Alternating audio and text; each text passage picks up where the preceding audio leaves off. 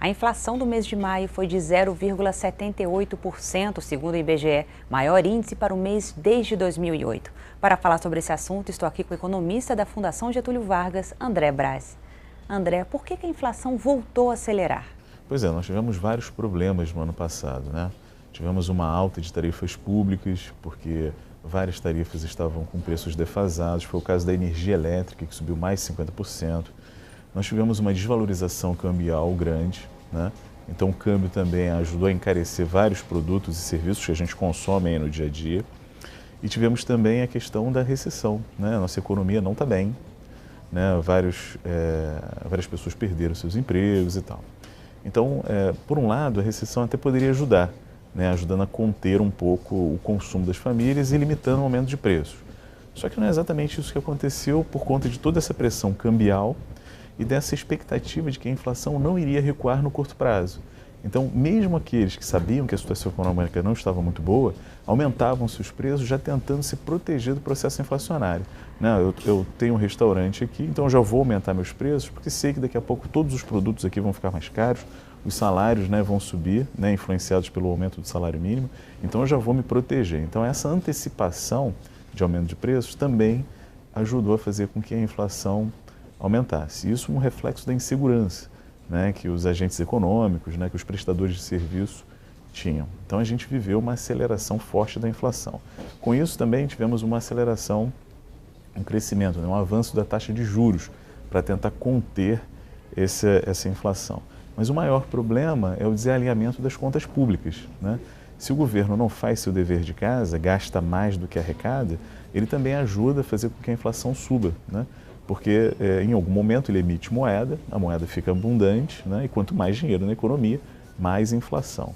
Então a gente precisa primeiro, né, fazer com que o governo faça seu dever de casa, né, enxugue seus gastos, né, e com isso a gente talvez tenha uma economia com bases mais sólidas para o crescimento e para finalmente gerar mais emprego e também contribuir para a queda da inflação. E o consumidor é afetado de várias formas, né? Porque o Índice Nacional de Preço ao Consumidor também avançou. O Índice Nacional de Preço ao Consumidor, ele é um índice para famílias com renda até 6 salários mínimos.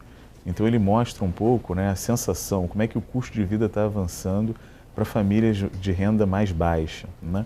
E a gente pode ver que uma das grandes vilãs, né, da inflação da baixa renda é o grupo alimentação, que é exatamente onde a família compromete mais a sua renda, né, com a subsistência básica, com arroz, feijão, com a carne, com as verduras.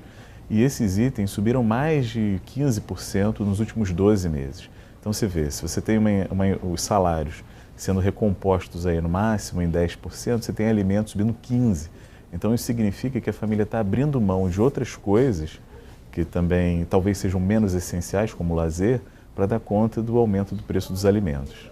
Quais foram os maiores vilões de maio? Pois é, em maio nós tivemos vários vilões, né? A começar a tarifa de água, né? A tarifa de água subiu em várias cidades do país, especialmente em São Paulo, porque lá terminou aquele sistema de bônus que era concedido pela companhia de água local e ainda houve um aumento de preços, né? Foram dois efeitos juntos. Então lá em São Paulo a tarifa de água chegou a subir mais de 40% só no mês de maio, né? Em outras cidades do país ela subiu 10%, 15%, que também não é um número pequeno, né? Além disso, alguns alimentos também avançaram de preço, né? A parte in natura. Não há dona de casa que não perceba que a feira está mais cara hoje em dia, né?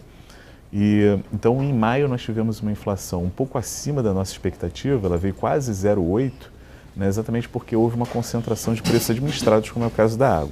Se não fosse esse aumento expressivo em São Paulo, né, de mais de 40% na água e esgoto, a gente teria uma inflação em maio pelo menos um 0,30 ponto percentual mais baixo, né? Mais na casa de 0,5%, um pouco acima disso talvez, mas enfim, não foi possível. Agora a nossa expectativa para junho é de um recuo mais forte, porque aí já não vamos ter a ação de tantos preços administrados, né?